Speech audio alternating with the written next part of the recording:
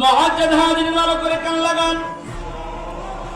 যুগে যুগে যত নবী এবং রাসূল আল্লাহ পাক পৃথিবীতে প্রেরণ করেছেন, প্রত্যেকটা নবী এবং রাসূলকে আল্লাহ রাব্বুল আলামিন মুজিজা দান করেছেন। আমার রাসূল আখির জামানার পয়গম্বর নবী জনাবে মুহাম্মদ রাসূলুল্লাহ সাল্লাল্লাহু আলাইহি ওয়াসাল্লামকে আল্লাহ পাক রব্বুল আলামিন হাজারো হাজার নয় লক্ষাধিক মুজিজা দান করেছেন।